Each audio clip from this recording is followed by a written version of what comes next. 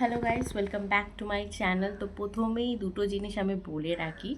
এক, যে আমি এই মুহূর্তে শেষ করে উঠতে পারবো না মনে হচ্ছে পুজোর আগে, বিকজ আমার চোখ দেখে তোমরা বুঝতে পারছো যে আমার চোখে অ্যালার্জি হয়েছে ভীষণ পরিমাণে। বাঁ চোখটায় দুটো চোখে ফাঙ্গাস ইনফেকশন হয়ে গেছে, প্রায় এক সপ্তাহ ধরে আমি ভুগছি, দুটো ডক্টরও চেঞ্জ করা হয়ে গেছে। তো এই চোখ নিয়ে বই পড়া প্রচুর ডিফিকাল্ট হচ্ছে এখন। আপাতত চোখটা বাঁচাতে হবে, তবে আমি অন্য বই পড়তে পারবো। তো এটা বলেছে সারতে মিনিমাম 1 মাস 1.5 মাস টাইম লাগবে। তো আমি তার মধ্যে ফাঁকা টাইমে আমি জিজ্ঞেস করে যেটুকুনি পাচ্ছি 1-2 পেজ ওইরমভাবে বই পড়ার চেষ্টা করছি, আর ছোট ছোট উপন্যাসগুলো পড়ার চেষ্টা করছি। তো যাই হোক, যে উপন্যাসটা পড়ে আমি শেষ করেছি সেটা হচ্ছে এলাচি ফুল বাই সঞ্জনা আলম। এই উপন্যাসটা, এটা পড়লে মনে হবে যে আমরা একটা মেয়ের ডায়েরি পড়ছি। সে ডায়েরিতে যেভাবে এন্ট্রি করেছে, আর সেই মেয়েটার নামই হচ্ছে এলাচি, কারণ তার দিদা বা ঠাকুমা যিনি ছিলেন তিনি মশলা খুব ভালোবাসতেন এবং নিজের নাতনিদের নাম তিনি মশলা প্রীতি থেকেই রেখেছিলেন। তো এলাচির বড় বোন হচ্ছে লবঙ্গ, মেজো হচ্ছে এলাচি, আর ছোটটার নাম হচ্ছে জাফরান। তো এলাচির ডায়েরি এন্ট্রি থেকে আমরা জানতে পারছি ওদের পরিবার সম্পর্কে, ওদের বাড়ি সম্পর্কে। এই বাড়িতে এলাচির বড় চাচা, এলাচির বাবা, আর এলাচির ছোট চাচা যিনি আছেন, তারা তিনজনে থাকে, তাদের তিনজনের ওয়াইফ থাকে। কিন্তু বড় চাচার একটা বিষয় হচ্ছে ওনার সাথে বড় চাচি থাকেন না। ইভেন ওনার যে ছেলে রয়েছে পলাশ বলে, সেও ওনাদের সাথে থাকে না। পলাশ বলে যে ছেলেটি রয়েছে, মানে এলাচির যে দাদা রয়েছে, সে মাঝে মধ্যে আসা যাওয়া করে, বাট যখনই আসে ওর বড় চাচার সাথে ঝামেলা লাগে। তো এলাচি এই বাড়ির খুব আদুরে একটা মেয়ে, আর এই বাড়িতে এলাচির মা পুরো সংসারটাকে বেঁধে রেখেছে। আরেকটা জিনিস হচ্ছে, এলাচির যে ছোট চাচার ওয়াইফ আছে, ছোট চাচি, তিনি খুব সুন্দর একজন মনের মানুষ, বয়স খুবই কম, বাট এত সুন্দর করে কথা বলেন, যেহেতু উনি শিক্ষিত, তো ওনার কথাবার্তা এলাচির শুনতে খুব ভাল লাগে। তো ডায়েরির এন্ট্রি থেকে থেকে আমরা জানতে পারছি এলাচির একটা বাচ্চা মনে যেরকম হয়, একটা বাচ্চা মেয়ে যেভাবে ডায়েরি লেখে, ইভেন আমরা ছোটরা বড়রা যেরমভাবে যে ডায়েরি লিখেছি মনের অনুভূতি, সেইরমভাবেই সবটা লেখা ধরা পড়তে থাকে। তো এখান থেকে আমরা জানতে পারি যে এলাচিকে, মানে এলাচির একটা ছেলেকে পছন্দ, সেই ছেলেটা আবার এলাচির বড় যে দিদি রয়েছে লবঙ্গ, তাকে পছন্দ করে। তো এলাচি ওকেই মনে মনে, মানে বাচ্চাবেলা হয় না একটা ছেলের উপরে ক্রাশ, ওই রকম ভালোবাসা ঠিক নয়। আর এখান থেকে আমরা এটাও জানতে পারি যে এলাচিকে পলাশ বিয়ে করতে চায়, ওর বড় চাচার যে ছেলেটা, ওকে আগলে আগলে রাখতে চায়। বাট এলাচির এই বিষয়টা প্রথম প্রথম পছন্দ হয় না, বিকজ ও মনে অন্য একজনকে পুষে রেখেছে এই নিয়ে। তাকে আবার মনে মনে সে দারচিনি বলে রাখে। যাই হোক, তো এরপরে দেখি যে ঘটনাগুলো পাল্টাতে আরম্ভ করেছে। হঠাৎ করে পলাশের আসা যাওয়া কমে যাচ্ছে, পলাশ কথা কম বলছে, কিন্তু পলাশের সেই যত্নটা, পলাশের সেই কেয়ারটা এলাচির প্রতি সবটাই রয়েছে, ওর পড়াশোনার প্রতি। তো এটা দেখে দেখে এলাচির মনটাও ধীরে ধীরে, মানে কিশোরী বয়সের মন যখন প্রাপ্তবয়স্কে উঠছে, ওরও এলাচির বলছি, ওরও পলাশের প্রতি একটা সফট কর্নার তৈরি হচ্ছে। এর মাঝে আমরা দেখতে পারি যে লবঙ্গর বিয়ে ঠিক হয়ে গেছে অন্য একজনের সাথে। লবঙ্গ চিরকালই একটা অ্যাম্বিশন ছিল যে ও বড়লোক বাড়িতে বিয়ে করবে, ব্যবসায়ী ছেলেকে বিয়ে করবে, তার সাথে মিলে ব্যবসা করবে। তো যাই হোক, কিন্তু ওর এই মুহূর্তে বিয়ে করার ইচ্ছে ছিল না, বাট ওর বিয়ে হয়ে যায়। এবং সেই মুহূর্তে যে ছেলেটি লবঙ্গকে পছন্দ করতো, যাকে এলাচিও পছন্দ করতো, সেই ছেলেটি হঠাৎ করে একটি চিঠিতে লিখে দেখায় যে, মানে জানায় যে লবঙ্গর সাথে ওর কোনো ফটোগ্রাফস রয়েছে, সেগুলো ভাইরাল করে দেবে এইসব। তখন এলাচির মনে হয়, ছ্যাঃ, এইরম ছেলেকে আমি পছন্দ করতাম, এইরম ছেলেকে আমি মন থেকে বাদ দিলাম। তো এটা থেকেই বুঝতে পারছো যে ও কীরকম বাচ্চা মানসিকতা। এবার ধীরে ধীরে দেখা যায় যে এই ছোটো চাচি যিনি ছিলেন, তার সংসারেও ভাঙন সৃষ্টি হচ্ছে, তার বাচ্চা হবে।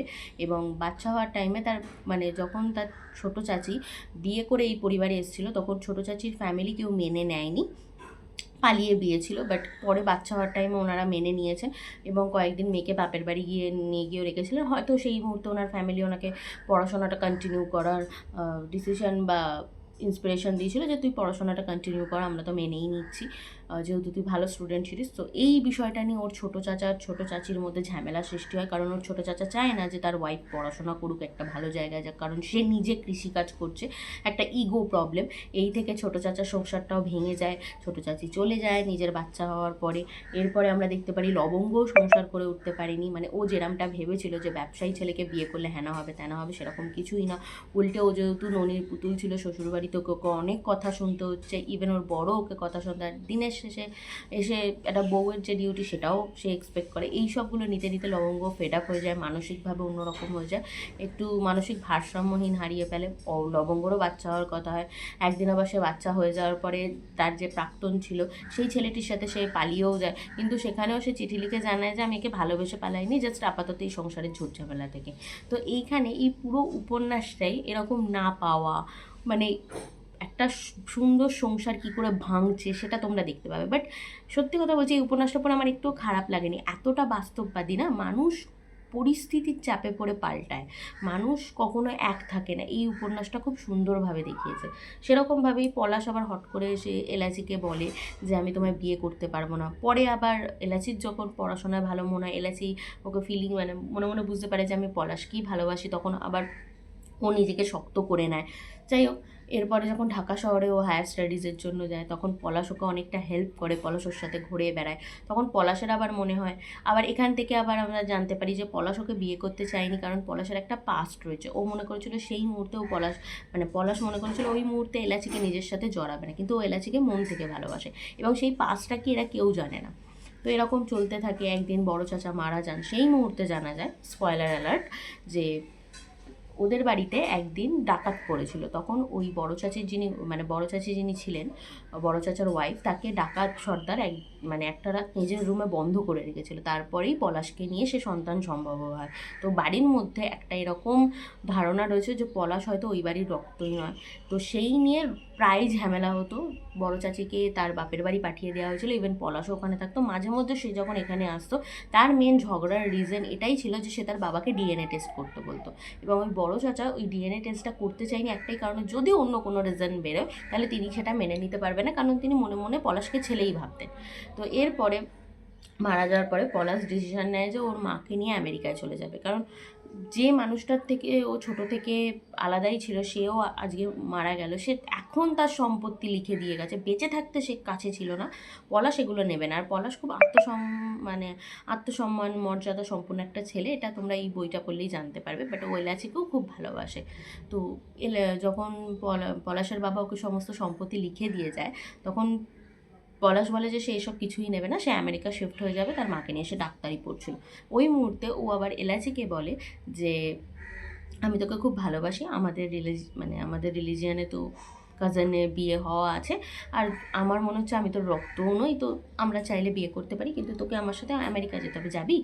এলাচি আবার সেই মুহূর্তে না বলে ফেলে, কারণ এই পুরো ফ্যামিলিতে এই বাচ্চা মেয়েটার ফিলিংসগুলো ডেভেলপ হওয়ার সুযোগই হয়নি। হ্যাঁ, একটা খুব সুন্দর ভালোবাসার পরিবার, বাট এই বাচ্চা মেয়েটা চোখের সামনে এই ফ্যামিলির এক একটা মানুষকে ভাঙতে দেখেছে, পাল্টাতে দেখেছে। তো ওর তো ওই ফিলিংসগুলো ডেভেলপই হয়নি, ও কোন ভরসায় হ্যাঁ বলবে? তো ও না বলে দেয়, পলাশ চলে যায়। এরপরে কিছুদিন পরে ও কলেজে ভর্তি হয়, নিজের গ্রামে ফিরে আসে। ওর মা গুড়ঘাটে পড়ে পায়ে চোট পায়, কোমরে চোট পায়। ওর মায়ের সেবা শুশ্রূষা করে। এবার গ্রামের কলেজেই যেখানে ও পড়ছিল সেইখানে একজন স্যারের সাথে ওর রিলেশন, ও রিলেশন করেনি, স্যার ওকে পছন্দ করে এবং পরে বিয়ের প্রস্তাব পাঠায়, এবং পরবর্তীকালে এই স্যারের সাথেই ওর বিয়ে হয়ে যায়। তো এই হচ্ছে উপন্যাসটা, একটা না পাওয়া, না ভালোবাসা পাওয়া একটা ফ্যামিলির গল্প। ইভেন এই যে ছোটো চাচির কথা বললাম, ইনিও পরে নিজের মেয়েকে নিয়ে আসেন, ইনি কোরিয়া শিফট হয়ে যান, ভালো জব করেন। তারপর ছোটো চাচাও আরেকজনকে বিয়ে করে, সে আবার এসে সংসারটাকে দুভাগে ভাগ করে দেয়। তো এই রকম একটা খুব সুন্দর উপন্যাস, বাস্তববাদী। এরকম তোমরা অনেকেই দেখবে যে একজন একটা সংসার খুব কষ্টে ধরে রেখেছিল, বাইরে থেকে কেউ এসে সেই সংসারটা ভেঙে দেয়।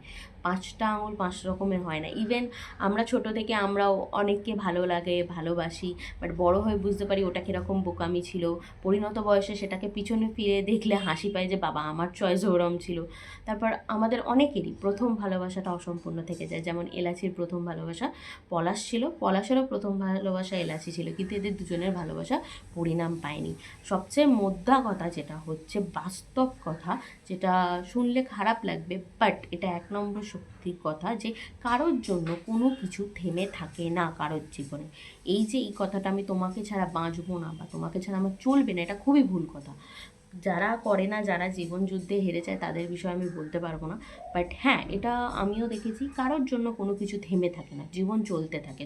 তোমাকে এমনও জীবনের সিচুয়েশান আসে যে তোমাকে কষ্ট করার, তোমাকে কষ্ট উপভোগ করারও সুযোগ দেওয়া হবে না। পরিস্থিতি, দায়িত্বের চাপে তোমাকে সব ঝেড়ে ফেলে উঠে দাঁড়াতেই হবে, 2 ফোঁটা চোখের জলও তুমি শান্তিতে ফেলতে পারবে না। তো ওভারঅল আমার এই উপন্যাসটা খুব ভালো লেগেছে, 4.5 স্টার দিয়েছি আমি এটাকে। আমি এটা মিশো থেকে পারচেস করেছি, একদম অরিজিনাল বুক এসছে, বাট বুকমার্ক পাইনি। মিশোর এই এক সমস্যা। তোমাদের যদি ভালো লাগে তোমরা এটা মিশো থেকে পারচেস করতে পারো, কলেজ স্ট্রিট থেকে পারচেস করতে পারো। এটার দাম হচ্ছে, এটা উপকথা পাবলিকেশনের তরফ থেকে, আর এটার দাম হচ্ছে 335 টাকা। তোমরা 220-তে 250 টাকায় পেয়ে যাবে আশা করি। আরেকটা ভালো কথা, আমি অনেকগুলো নতুন উপন্যাসও কিনেছি বাংলাদেশি। প্রণয়ের অমল কাব্যটাও কিনেছি, আমি ওটা বুক হল ভিডিওতে আলাদা করে শেয়ার করব, আপাতত করছি না, এই চোখটা নিয়ে খুব ভুগছি তাই। আরেকটা নোটিশ পেয়েছি যেটা খুবই কষ্টের, যে বাংলাদেশি উপন্যাসগুলো অক্টোবর মাস থেকে মেবি বিক্রি হওয়া কমে যাবে বা বন্ধ হয়ে যাবে। হলেও হয়তো অন্য পথে বা অন্যভাবে কম হবে। তো চেষ্টা করছি অক্টোবরের আগে যেগুলো আমার উইশ লিস্টে আছে সেগুলো কালেক্ট করে নেওয়ার। আর উইশ লিস্ট তো বেড়েই যাচ্ছে। রিসেন্টলি খবর পেয়েছি যে ভিলেন ক্যান বি লাভার, তারপর যাত্রাপথ 2, এগুলো সব আসতে চলেছে। দেখা যাক কতটা কী সংগ্রহ করে রাখতে পারি। তো ভিডিওটা ভালো লাগলে অবশ্যই like, share, subscribe and comment করে দিও। আর তোমাদেরকে রিকোয়েস্ট করছি, আমাকে একটু সময় দাও, পুজোর পরে আমি জয় আমিরের ভিডিও ডিটেলসে নিয়ে আসবো। আমি বইটা এনজয় করতে চাই, অত মোটা বই তো এই মুহূর্তে আমি চোখে প্রেশার সহ্য করতে পারবো না, আমার চোখের অবস্থা খুবই খারাপ। তো দেখা হচ্ছে নেক্সট ভিডিওতে, টাটা।